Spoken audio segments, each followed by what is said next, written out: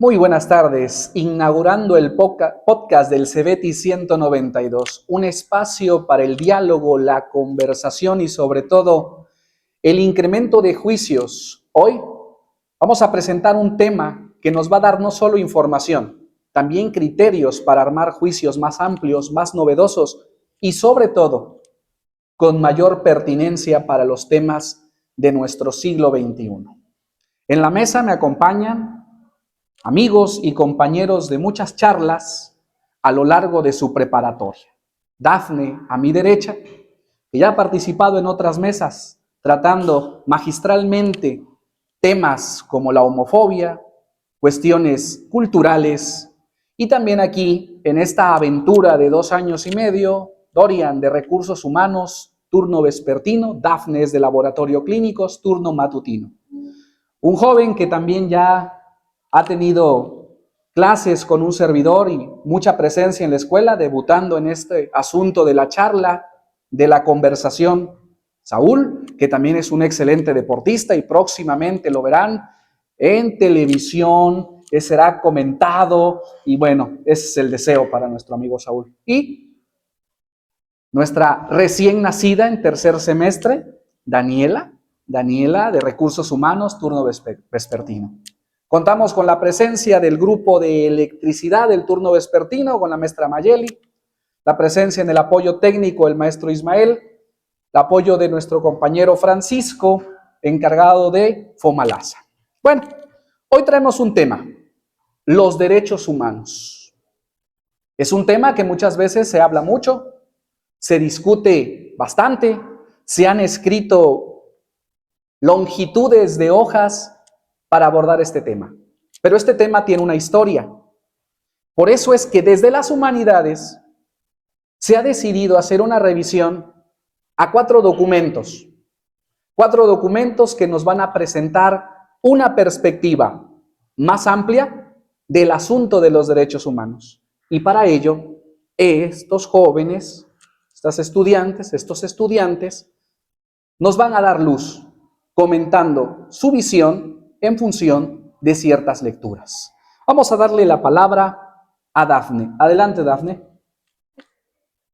Gracias. Bueno, primero que nada, debemos de saber que los derechos humanos representan una de las más, en filosofía, representan una muy buena construcción y muy relevante, ya que en la historia humana ponen al ser humano al centro y buscan más que nada valorarlo, al igual que al enfrentar el poder estatal.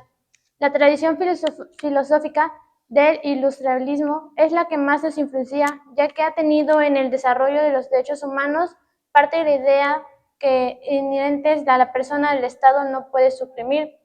El contratiempo y está en rehabilitación de los derechos no evolucionando hacia la noción de una responsabilidad social. Estos derechos se clasifican en 3 primeras generaciones, ya que en la primera es de derechos civiles y políticos, que está como liberales frente al Estado. En segundo punto tenemos que los derechos económicos, sociales y culturales están en la provisión estatal. Y en la tercera generación, los derechos de solidaridad o colectividad, que es el derecho a paz o medio en ambiente de desarrollo.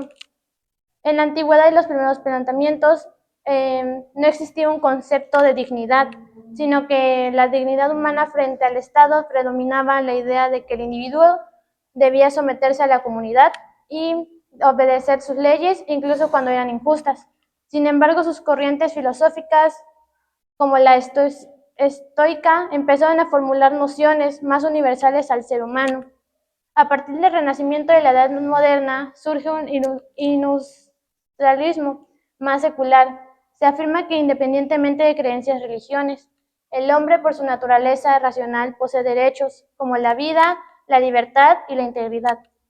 En el siglo XX, con las guerras mundiales y los honores, en estas guerras se implicaron el iusnaturalismo, que se rehabilitaba en un enfoque humanista, se vinculaban derechos a la protección universal, válidos frente a cualquier estado u organismo. Y hay los 10 mandamientos y el código Hammurabi, que son considerados antecedentes o incluso remotos, aunque no establecían límites claros al poder estatal. La ley de las 12 tablas de derecho romano con principios de propiedad, de obligaciones y responsabilidad, aunque no como derechos frente al Estado. Y el fuero juzgó y del decreto de la Curia de León en 1688 en España, que fue un compromiso del monarca frente a súbditos para respetar bienes, la vida, la libertad y la igualdad. Y por último, que tenemos la Carta Magna de 1215 del Reino Unido, uno de los documentos más célebres en limitar el poder de la monarca y reconocer ciertos derechos. La Petición de Derechos de 1627 impone leyes a Carlos I que prohíbe detenciones arbitrarias, impuestos sin aprobación primaria, entre otros. Y en América, que fue la Declaración de los Estados de los Derechos de Virginia, que fue en 1776, uno de los primeros documentos coloniales americanos que inspiró la Declaración de la Independencia. Y pues eso sería todo de mi parte. Bueno, hola, vamos a hablar de la Constitución de Cádiz de 1812, conocida también como la PEPA. La gran pregunta es, ¿cómo una ley española creada en plena guerra de independencia terminó influyendo tanto en el nacimiento de México? Bueno, pues todo empezó en 1808, cuando Napoleón invadió España y el rey perdió el poder. Eso creó un vacío de autoridad. En México, los criollos quisieron formar un gobierno propio, pero fueron rechazados, lo que provocó el inicio del movimiento de Hidalgo en 1810. Mientras tanto, en Cádiz, quienes seguían fieles al rey escribieron una nueva constitución para salvar el imperio y atraer a los territorios americanos. La PEPA fue revolucionaria porque rompió con el poder absoluto del rey. Sus tres ideas principales fueron: número 1, la soberanía nacional. El poder ya no venía del rey, sino de la nación, y la nación incluía por igual a los españoles de Europa y de América. Como segundo punto tenemos la división de poderes. El gobierno se dividió en ejecutivo, judicial y un legislativo muy fuerte, que era el Congreso, por lo cual el rey ya no podía mandar solo. Como tercer punto tenemos el primer paso al federalismo. Se crearon ayuntamientos y diputaciones provinciales que serían el origen de los futuros estados en México. Un mexicano, Miguel Ramos Arizpe, tuvo un papel fundamental y es considerado el padre intelectual de nuestro federalismo. Por último, tenemos el legado en el México naciente. Aunque el rey Fernando VII lo anuló, las ideas liberales ya habían quedado sembradas. Lo más importante, cuando México logró su independencia en 1821, la Constitución de Cádiz todavía estaba vigente legalmente. Por eso, el primer gobierno del México independiente tomó muchos elementos de ese modelo. En resumen, la PEPA fue como un borrador que nos dejó el concepto de soberanía nacional, la idea de un Congreso fuerte y las diputaciones provinciales que después se transformaron en los estados federales de la Constitución de 1824. La Constitución de Cádiz nos dio una gran parte de la base institucional para pasar de colonia a república federal. Ganó la guerra de las ideas y esas ideas fueron las que nos ayudaron a formar México.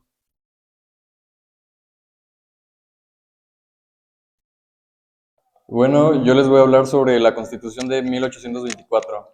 Como introducción tenemos que la Constitución Federal de 1824 representó el primer esfuerzo por institucionalizar un sistema político propio en México, tras su independencia de la monarquía española. El proceso que condujo a su creación estuvo marcado por tensiones políticas, debates ideológicos y enfrentamientos armados. En este ensayo se analizan los antecedentes históricos, las disputas en torno a la forma de gobierno y la trascendencia del nuevo marco jurídico de la construcción del Estado mexicano. Desde 1810, el territorio novohispano vivió un periodo de gran turbulencia. Los levantamientos de Hidalgo y Morelos, aunque derrotados, dejaron como legado un ideario liberal que contrastaba con los valores del régimen virreinal. Sin embargo, la independencia solo se consiguió hasta 1821, gracias al acuerdo entre Vicente Guerrero y Agustín de Iturbide, plasmado en el Plan de Iguala y en los Tratados de Córdoba. En estos documentos se reconoce la independencia de México y la propuesta de pasar a ser una monarquía constitucional en paralelo a lo que normaba la Constitución Española de Cádiz. La proclamación del Imperio Mexicano en 1822 significó un intento fallido de establecer la monarquía. el ascenso de Iturbide fue resultado de una sesión irregular del Congreso, donde los opositores fueron abucheados e insultados. Coronado como Agustín Iturbide, su régimen pronto se vio debilitado por los levantamientos armados como el de Santa Ana y Victoria, además del Plan de Casamata en 1823. Ante estas presiones, Iturbide abdica el 20 de marzo de 1823 y sale al exilio. Su experiencia dejó claro que la monarquía impuesta no podía sostenerse. Tras su caída, se reinstaló el Congreso y se conformó una comisión de constitución presidida por Miguel Ramos Arizpe, quien redactó el Acta Constitutiva de 1823. Este documento, compuesto por 36 artículos, sirvió de base para la futura Constitución y declaraba que la soberanía reside radical y esencialmente en la nación. No obstante, surgió un fuerte debate entre federalistas y centralistas. El sector federalista, liderado por Ramos Arizpe, Lorenzo de Zavala y Valentín Gómez Farías, defendía la adopción del modelo estadounidense. De hecho, Zavala recordaba que su manual era la Constitución de los Estados Unidos del Norte, de la que corría una mala traducción impresa en Puebla de Los Ángeles. En contraste, los centralistas, encabezados por Servando Teresa de Mier, aceptaban la república, pero rechazaban copiar ciegamente el federalismo anglosajón. En sus palabras, querer desde el primer ensayo de la libertad remontar hasta la cima de la perfección social es la locura de un niño que intentase hacerse hombre perfecto en un día. Finalmente, el 4 de octubre de 1824 se promulgó la Constitución Federal de los Estados Unidos Mexicanos, que estableció una república federal, representativa y popular. Reconoció a los estados como libres y soberanos en lo interior. Instituyó la división de poderes, ejecutivo, legislativo y judicial, y prohibió la concentración de estos en una sola persona. Además, instauró un sistema bicameral, inspirado en el Congreso estadounidense, pero con matices propios de la tradición política hispánica. Como conclusión, tenemos que la Constitución de 1824 fue producto de intensos debates y tensiones entre proyectos opuestos, monarquía contra república y centralismo contra federalismo.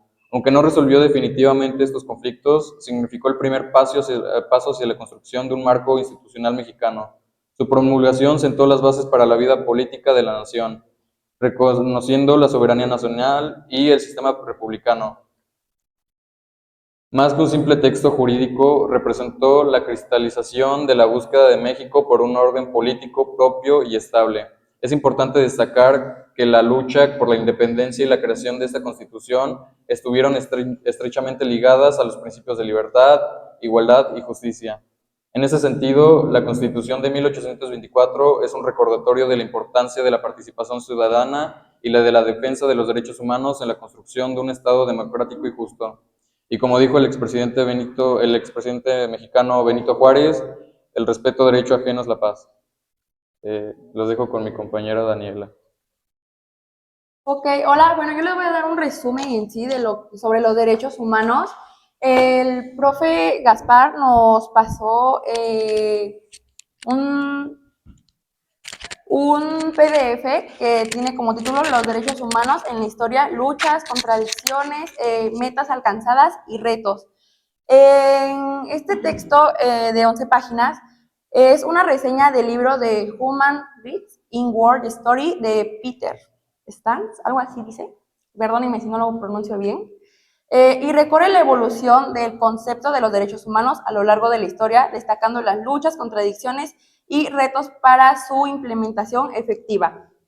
Los orígenes y primeros avances, los derechos humanos tienen raíces antiguas, como el Código de Hammurabi de 1760 a.C., y se desarrollaron en Occidente a partir del siglo XVIII, con pensadores como Locke y Rousseau, algo así, influenciando la Revolución Francesa y la independencia de Estados Unidos.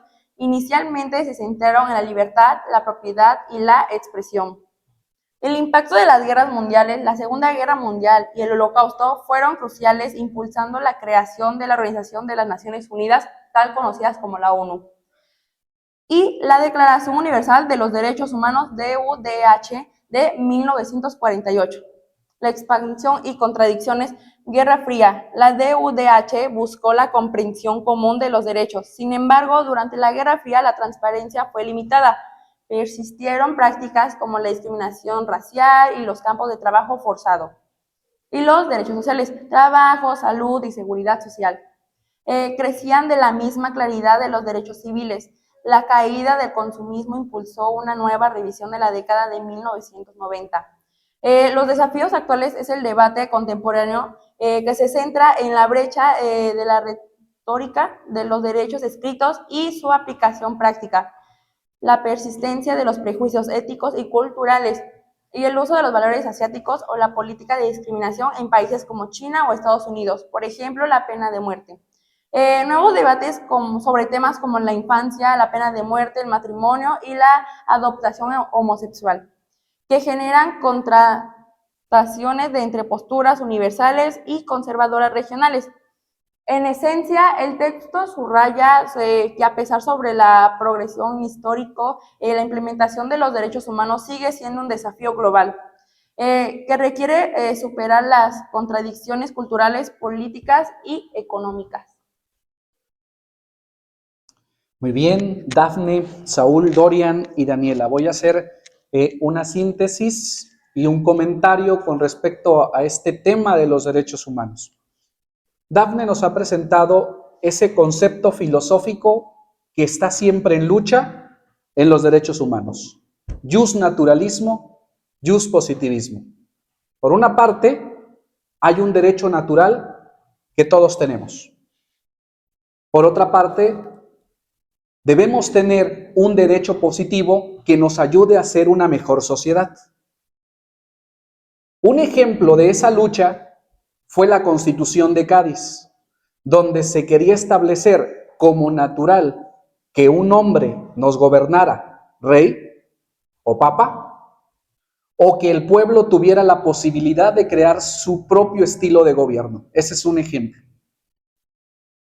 Esta idea del enfrentamiento jus naturalismo, jus positivismo, por un lado, buscar un derecho natural de que alguien nos gobierne, y por otro lado, un derecho que tenemos de crear normas para gobernarnos según nosotros vayamos avanzando en el proceso de construcción de una sociedad. Eso trajo como por consecuencia la independencia de México, y mucho de eso nace en Francia desde 1889. Pasamos con Saúl, que nos habló de Cádiz, y llegamos a Dorian. México tuvo otra experiencia de intentar poner en su Carta Magna el derecho a la libertad, a crear tu propio gobierno, a crear una soberanía popular. Y en México esa soberanía popular trajo desde 1824 hasta la invasión francesa, que concluyó en 1867, súmenle, y son 50 años de guerra. Días más, días menos. La lucha por los derechos humanos, hasta el nivel en que nos lo ha puesto Dorian, ha sido en el caso mexicano consecuencia de la derrama de mucha sangre, obviamente la pérdida de muchas vidas, y se han logrado algún conjunto de cosas. Remata Daniela mencionándonos que los derechos humanos, esa inquietud, ese planteamiento no nació con la Revolución Francesa. Está desde la época de Ciro el Grande, con el Código Hammurabi. También por ahí regresamos con Dafne, que nos planteó la Carta Magna. El mundo ha intentado siempre tener la soberanía de sí, en el cuerpo, en la mente y en su sociedad. Pero los derechos humanos han presentado 4 grandes retos. Reto número 1, que todos estemos convencidos que los derechos humanos son inalienables, es decir, no te los pueden quitar. Nadie, ni preso, ahí dice, cuando estás preso pierdes tus derechos humanos, no, ahí solo pierdes tus derechos políticos, los derechos humanos no. Segundo reto, intransferibles. Yo no puedo pasarle mis derechos a mis compañeros en la mesa, a ustedes, a Mayeli, a Francisco, a Ismael. Son mis derechos, son intransferibles. Y el tercero que tiene que ver con un lema que he escuchado. Es que yo quiero tener el derecho a no opinar. Ojo, o quiero tener el derecho a no educarme. No, los derechos humanos tienen una tercera característica. ¿Cuál es su característica? Son irrenunciables. Nadie puede renunciar a ese derecho. Forma parte de una esencia del ser humano tener esos derechos. Y su cuarta característica, son universales. La universalidad de los derechos humanos no tiene que ver con el punto de que todos asumen los mismos derechos. Universal tiene que ver lo que une lo diverso. Es decir, las culturas no occidentales, que vamos a llamarle la china, la japonesa, vamos a hablar de las culturas que aún conservan tradiciones en los pueblos. Bueno, también para ellos aplica los derechos humanos, pero en un carácter universal. Es decir, los derechos humanos son un intento por querer hacer una sociedad con una especie de piso más parejo para que no haya tantos brincos, para que no haya tantos tropiezos. El último reto que presentan los derechos humanos en el siglo XXI es enfrentar los derechos humanos frente a los derechos sociales. Voy a poner un ejemplo. El derecho a decidir tu sexualidad, cómo, cuándo, dónde, es individual. El derecho a que tú decidas casarte se entiende como un derecho social. Voy a poner otro ejemplo. Tú tienes el derecho individual de trabajar en aquello que a ti más te guste. Ese es tu derecho individual. Tu derecho social consiste en que por ese trabajo tú recibas beneficio para vivienda, un salario que te ayude a pagar distracción, tu casa, tu comida, tu ocio, ¿sí? Tu familia. Cuando se enfrentan estos dos conceptos de derechos sociales y derechos humanos, hay pugna, porque pareciera que no se vinculan. ¿Dónde hubo un debate de esto? En 1916 a 1917 en el Congreso Constituyente de México. ¿Por qué? Porque ahí se enfrentó el derecho individual a tener mi culto religioso y el derecho social a que la escuela sea laica, gratuita y obligatoria. En México tenemos un punto que ese enfrentamiento entre el derecho humano individual a tener tu culto y a educar a tu hijo en la religión que quieras y llevarlo a la escuela que tú decidas, en la Constitución del 17 ese derecho humano individual se vio sesgado porque los que justificaron la Constitución del 17 decían que primero tendríamos que establecer derechos sociales y después vendrían los derechos humanos.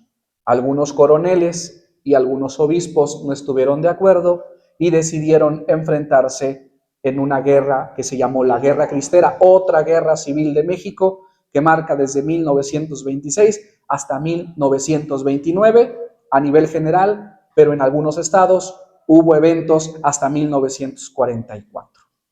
Antes de despedir este primer podcast, se van a ir pasando el micrófono de mano en mano para responder. Ustedes como jóvenes entre 16 y 18 años, les planteo esta pregunta. ¿Qué piensan ustedes que sea necesario para que logremos llegar más pronto y sin menos tropiezos, sin menos sangre, a unos derechos humanos más universales? A ver, planteemos la pregunta desde lo que leyeron, desde lo que ustedes ven, desde su entorno. Si quieren una palabra, si quieren una frase. Porque a final de cuentas, dentro de 6 años ya estarán trabajando y serán la generación que luche por nuevos derechos humanos, pero también por nuevos derechos sociales. Así en el orden de participación.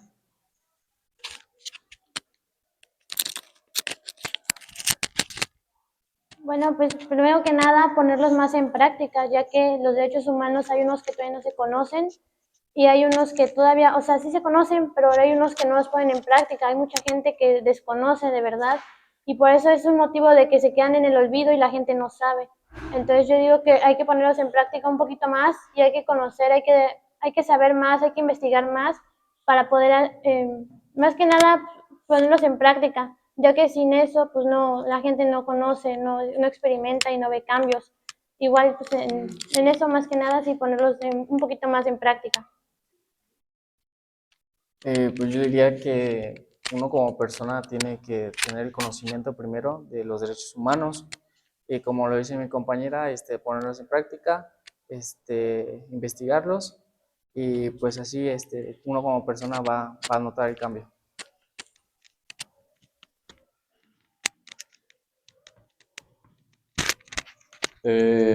Yo opino que sería lo mismo que dijo mi compañera Dafne, pero se debería inculcar o hacérselo saber a los niños desde chiquitos, o sea, desde la primaria, hacerles saber bien todos sus derechos, porque en la secundaria a lo mejor y no respetan algunos derechos de ellos y ellos no se darían cuenta y ya.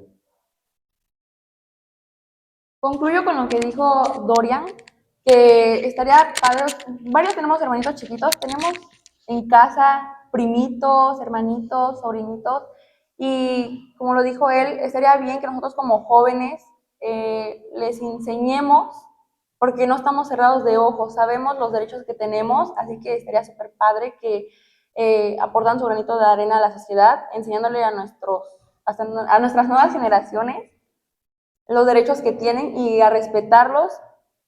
Y concluyo con lo que también dijo mi compañera Daphne. Y ya. Ok, Dafne, marcas la mesa, muy bien. Pues yo considero que la escuela es importante. Recordando a Sócrates, o sea, para Sócrates, ¿no? La mayéutica es importante, la pregunta. Según Sócrates, nosotros al momento de nacer, el nacimiento para Sócrates es que en cuanto nacemos olvidamos. Y la escuela es ese método que hasta el momento es el mejor que tenemos, no el único, en primera instancia. Dos, no es el perfecto, pero es el instrumento perfectible que tenemos para la divulgación pedagógica, didáctica de los derechos humanos. Antes de darle las gracias por su presencia, quiero decir que en la academia está integrada por maestro Ismael, la maestra Mayeli, profesor René, que algunos lo tienen en sus clases, la maestra Verónica, bueno, voy a decir más, no sé si estén también, pero el profesor Sergio también por ahí siempre ha estado. Un agradecimiento a Francisco Ordóñez de Fomalasa, la maestra Araceli, que han destinado este espacio y han convocado esta reunión para discutir el tema de los derechos humanos, pero en específico, cómo México ha ido transitando en esta historia de los derechos humanos. Por su atención, muchas gracias y nos escuchamos en el próximo podcast.